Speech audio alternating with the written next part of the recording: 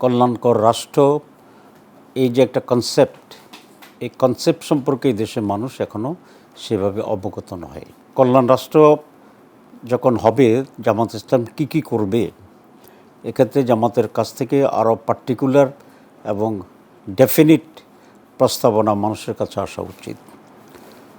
এই দুটি হচ্ছে পজিটিভলি প্রাথমিক যে চ্যালেঞ্জটা আমি মনে করি, মানুষকে এই ব্যাপারে সম্যকভাবে অবহিত করা, সঠিক ধারণা দেওয়া এবং তাদের জন্য যেটা কল্যাণকর এই বিশ্বাসটুকু তাদের মনোজগতে স্থাপন করা। এর বাইরে তো যারা সুবিধাভোগী, যারা লুটপাট করতে চায়, যারা অনিয়ম করতে চায়, যারা মানুষের সম্পদ নিজের সম্পদ মনে করে ভক্ষণ করতে চায়, এরা নিঃসন্দেহে এরকম একটি কল্যাণকর পদ্ধতি বা রাষ্ট্র ব্যবস্থাকে কখনোই তারা সহজে গ্রহণ করবে না। সুতরাং তাদের কাছ থেকে এই ধরনের একটি কল্যাণ রাষ্ট্রের ধারণা এবং কল্যাণ রাষ্ট্র প্রতিষ্ঠার যে প্রচেষ্টা, সেটাকে থামিয়ে দেওয়ার জন্য একটা ষড়যন্ত্র থাকতে পারে, এক ধরনের উদ্যোগ থাকতে পারে।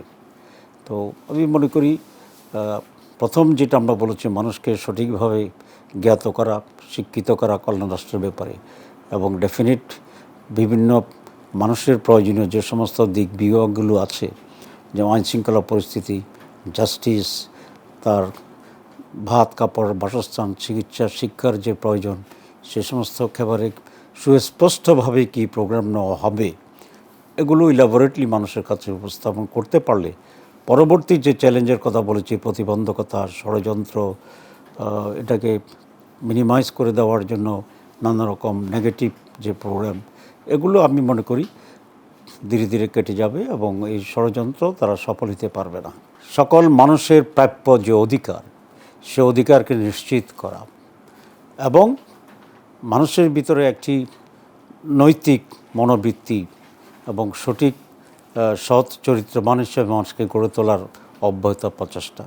আমি মনে করি যদি মানুষ তার অধিকার খুঁজে পায়, তাহলে ধীরে ধীরে প্রতিহিংসা মানুষ থেকে চলে যাবে এবং রাষ্ট্রকে সবসময় একটা পজিটিভ ভূমিকা নিতে হবে একটা জাতীয় ঐক্য গড়ে তোলার জন্য, এবং কতিপয় বিষয়ে এই জাতিকে একবদ্ধ করার জন্য সুস্পষ্ট প্রোগ্রাম থাকতে হবে এবং সেটা জামাত ইসলামী গ্রহণ করবে। আরেকটি হচ্ছে জামাত সকলকে মিলেই রাষ্ট্র পরিচালনার জন্য চেষ্টা করবে। আসলে আমরা যদি দেখি যে 47 এবং 71 পরে আমরা যে দুটি স্বাধীনতা পেয়েছিলাম, মানুষের যে আকাঙ্ক্ষা ছিল সে আকাঙ্ক্ষা কিন্তু পূরণ হয়নি, যে কারণে আমরা আরেকবার দ্বিতীয় স্বাধীনতার কথা বলছি। যদি এটা পূরণ না হয়, আবার আরেকটা স্বাধীনতার কথা আমাদের বলতে হবে।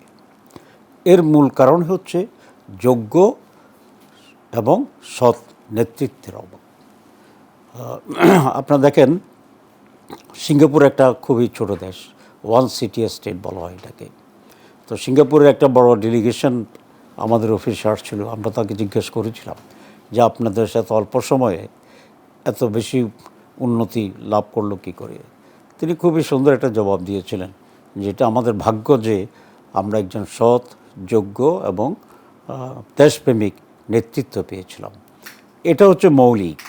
সুতরাং সৎ, যোগ্য নেতৃত্ব যদি জাতির জন্য আসে, তাহলে স্বাধীনতা বা অন্য যে কোনো বিষয়ে মানুষ তার সঠিক অর্জন করতে সক্ষম হবে বলে আমি ধারণা করি।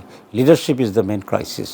জামাত ইসলামী বা ইসলাম সম্পর্কে যে অপপ্রচার আছে, যে আমরা নারীদেরকে তার অধিকার বঞ্চিত করি, এটার একেবারে একটা ভিন্ন ভুল ধারণা। ইসলামেই নারীদের অধিকারকে পৃথিবীর ইতিহাসে সবচেয়ে বেশি করে নিশ্চিত করতে পেরেছে।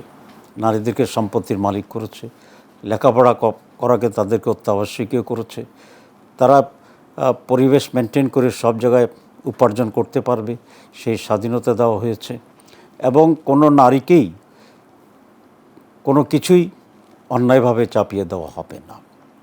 যেমন পর্দার ব্যাপারে ইসলাম বলে শালীনতাকে রক্ষা করার জন্য, সতর ঢাকার জন্য।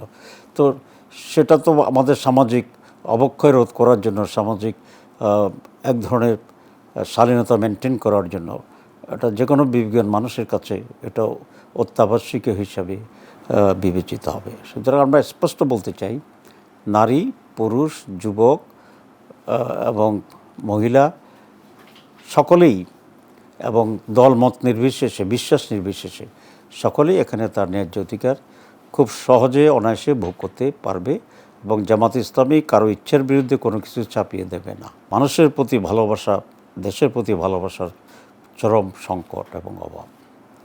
আমরা মনে করি এটা বিচ্ছিন্নভাবে এটার সমাধান না করে এজহল জাতি গঠনের জন্য যে উপাদানগুলো আমাদের দরকার সেটা হচ্ছে সুশিক্ষা, নৈতিকতা, ভ্রাতৃত্ববোধ এবং জাস্টিস। এগুলো যদি আমরা সমাজে প্রতিষ্ঠা করতে পারি তাহলে এই সমস্ত সমস্যাগুলো সহজে দূর হয়ে যাবে এবং এগুলো থাকবে না। 5ই আগস্টে যে একটা বিশাল পরিবর্তন হয়েছে এবং মানুষের ভিতরে যে আকাঙ্ক্ষা তৈরি হয়েছে নতুন বাংলাদেশ গড়ার জন্যে, এবং এটার জন্য সকল মানুষের এবং দলের ঐক্য অত্যন্ত অপরিহার্য। আমাদের সংবিধান থেকে শুরু করে ইলেকশন প্রসেস, ইকোনমি, আমাদের সিলেবাস, এডুকেশন, সব বিষয়ে আমূল পরিবর্তনের প্রয়োজন এবং এটা ঐক্যবদ্ধভাবেই বিভিন্ন দল এবং মতের লোকদের প্রয়াসের মাধ্যমে এটা অর্জন করা সম্ভব। আমি মনে করি বিএনপি জামাত শুধু নয়, এখানে আরও যে সকল দল আছে তারা এবং এদেশের সুধী সমাজ, পেশাজীবী যারা আছে সকলের মধ্যেই এখন একটা দৃঢ় ঐক্য গড়ে তোলা অত্যন্ত প্রয়োজন। নির্বাচনের ইস্যু আপনারা বলেছেন, নির্বাচন তো এখনও ঘোষণা হয়নি। সুতরাং কিভাবে কোন পদ্ধতি নির্বাচন হবে, জামাত কতটুকু নির্বাচনে যাবে, এ বিষয়ে আমরা এখনও কোনো সুস্পষ্ট সিদ্ধান্ত নেইনি। সুতরাং নির্বাচন যখন আসবে তখন পরিস্থিতি বুঝে আমরা এটা সিদ্ধান্ত নেব ইনশাআল্লাহ, এবং যেটা দেশের এবং জাতির জন্য কল্যাণ হবে আমরা সেই ধরনের সিদ্ধান্ত গ্রহণ করব। 5ই আগস্টের যে পরিবর্তন, এখানে আমরা কি শিক্ষা নিতে পারি? এক ধরনের শিক্ষা নিতে পারি যে জাতীয় দুর্যোগে এক ধরনের ন্যাশনাল ইউনিটিটা অপরিহার্য হয় এবং মানুষ যখন দলমত শ্রেণী নির্বিশেষে একতাবদ্ধ হয়, ঐক্যবদ্ধ হয়, তাহলে যে কোনো কঠিন অবস্থাকে মোকাবিলা করা সম্ভব হয়। 2, বড় কোনো অর্জনের জন্যে ত্যাগটা অপরিহার্য। সুতরাং কাউকে শ্রম দিতে হবে, কাউকে রক্ত দিতে হবে, কাউকে শরীরে একটি অংশ দিতে হবে, কাউকে জীবন দিতে হবে। এরকম একটি কঠিন কঠোর আত্মত্যাগের সিদ্ধান্তই এবং ঐক্যবদ্ধ প্রয়াসেই বড় অর্জন করা এটা সম্ভব, যেটা এবার আমরা এটা দেখতে পেরেছি। আমরা এটাও দেখতে পেরেছি যে মানুষের ইচ্ছার বিরুদ্ধে, নিয়মের বিরুদ্ধে, আইনের বিরুদ্ধে দীর্ঘ সময় ধরে টিকে থাকাটা অসম্ভব। যেটা আমরা যার এটা স্বৈরাচার নাম দেই অথবা ফেসিবাদ নাম দেই বা অন্য কোনো নামে আমরা আখ্যায়িত করি না কেন, জোর জবরদস্তি মানুষের উপরে শাসন চাপিয়ে দেওয়া আসলে স্থায়ীভাবে এটা সম্ভব নয়। এটাই এখানে আমাদের একটা শিক্ষা। সুতরাং এটা ছড়িয়ে দেওয়ার জন্যে বর্তমান যারা ইন্টারিম গভর্নমেন্ট আছে তাদের কতগুলো বেসিক কাজ করা দরকার। 1 নম্বর হচ্ছে এডুকেশনে, সিলেবাসে এই মূল্যবোধ এবং শিক্ষাকে আনা উচিত। 2, গণতান্ত্রিক প্রতিষ্ঠানগুলোকে শক্তিশালী করা উচিত। 3, আত্মত্যাগের যে বিষয়টি আছে এটা যেন অব্যাহত থাকে, বরং প্রত্যেকে আবার নিজেকে প্রতিষ্ঠা করার প্রয়াস যদি আমরা নিতে থাকি তাহলে ওই শিক্ষা থেকে আমরা দূরে চলে যাব। তো এগুলো সযত্নে লালন করা দরকার এবং এটা মানুষের গ্রাসরুট লেভেল পর্যন্ত এটাকে মোটিভেট করা উচিত আমি মনে করি। আমাদের সকল প্রতিবেশীর সাথে সুসম্পর্ক থাকা উচিত, সৎ সুসম্পর্ক থাকা উচিত, সমতার ভিত্তিতে থাকা উচিত, সার্বভৌমত্ব যার যার সেটাকে রক্ষা করার ভিত্তিতে হওয়া উচিত এবং পারস্পরিক মর্যাদার ভিত্তিতে হওয়া উচিত, কিন্তু সুসম্পর্ক থাকা উচিত। 72-এর যে সংবিধানটি আছে এবং পরবর্তী পর্যায়ে যে সমস্ত সংশোধন করে এখন দাঁড়িয়েছে, এটা আসলে রাষ্ট্রের সংবিধান হিসাবে উপযোগী নয়, বরং এটা একটা দলীয় সংবিধানের হিসাবে আমরা এটাকে আখ্যায়িত করতে পারি। সেজন্য আমরা মনে করি সংবিধানের আমূল পরিবর্তন দরকার এবং নতুন করে সংবিধান লেখা দরকার। কিন্তু একটা সংবিধানকে শুরু থেকে নতুন করে লেখার জন্য বেশ কিছু সময়ের প্রয়োজন হয়। বর্তমানে ইন্টারিম গভর্নমেন্টের সেই পরিমাণ সময় ক্ষমতায় থাকা বা থাকার চেষ্টা করা একেবারেই অনুচিত বলে আমি মনে করি। সে কারণেই কতিপয় অত্যাবশ্যকীয় সংশোধন করে তারা যথাশীঘ্র সম্ভব নির্বাচন দেওয়া উচিত। যেমন জুডিশিয়াল রিফর্মস এটা হতে পারে, ইলেকশন প্রসেসের একটা রিফর্মস এটা হতে পারে, এবং আমাদের মৌলিক যে এমব্লেম আছে সেখানে একটা মৌলিক সংশোধন হওয়ার প্রয়োজন আছে, সেটা হতে পারে।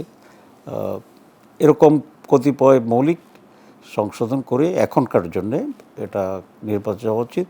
তবে আমি মনে করি নির্বাচিত যে সরকার আসবে তারা এই সংবিধানটি নতুন করেই লিখবেন এবং লেখা উচিত বলে আমি মনে করি।